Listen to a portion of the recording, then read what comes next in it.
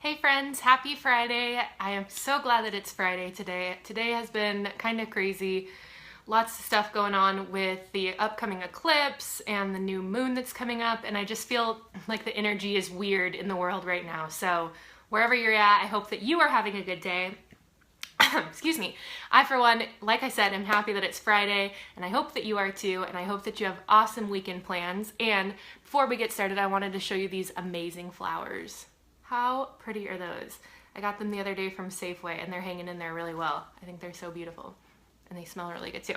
All right, so today on Friday, every Friday during August, I'm going to be going live on my Carrie Morley business page and then uploading this later to YouTube. So whether you're watching now or later on Facebook or you're watching this on YouTube, hi. Today I want to share with you a little bit about how to make your links more clickable. So I've noted a few things in my bullet journal that I talked about in a video a few days ago, and just gonna kind of go through them. So number one, I see this in so many different websites. You should always be underlining your links. So a lot of people on their websites or on their email marketing don't have that set automatically. And really it doesn't matter if you do or not. But if you don't, you're definitely going to want to make sure that whenever you're inputting a link, you're underlining it.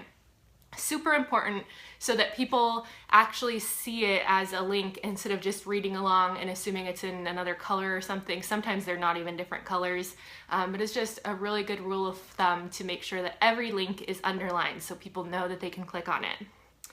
Number two, tell them where they're gonna go. So don't just say, click here. You might wanna say, click here for more information on this, whatever it is that you're trying to get them to go someplace to. Definitely let them know where it is they'll be going when they click and not just a random link. Number three, make them open in a new tab. This is not so much for email. I think email does this automatically. But if you're updating something on your website, you want to make sure there's a little button, at least in WordPress and in a lot of other systems I've used, there should be a little button that says open link in a new tab.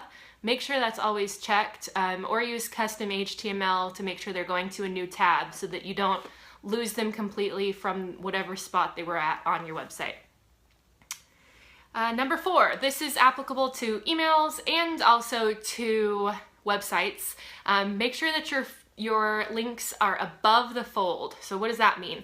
The fold, like you're reading a newspaper, it's whatever you can see as soon as you land on that site or that email. So you want to make sure that wherever like the bottom line of the screen is, that there is a link above it so that people will instantly when they get to your site, they know where they can click through and what it is you're promoting.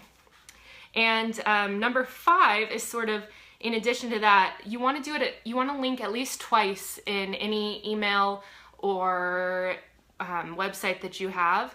So definitely one above the fold, preferably like in the first few sentences, if you can work it in that way.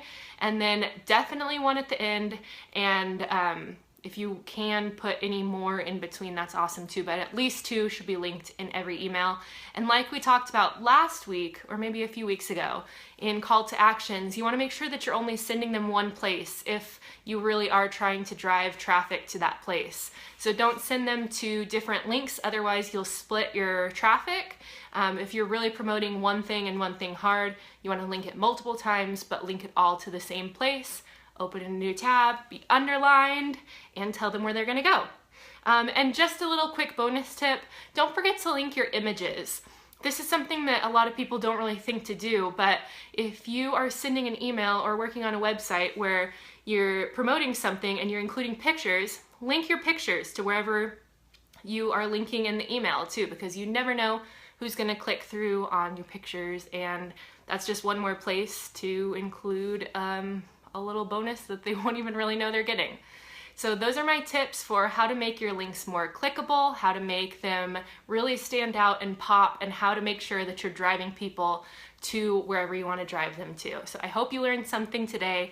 Again, happy Friday. I hope you all have a great weekend, and I will see you tomorrow with another new video. Don't ever let your mind stop you from having a good time. Bye.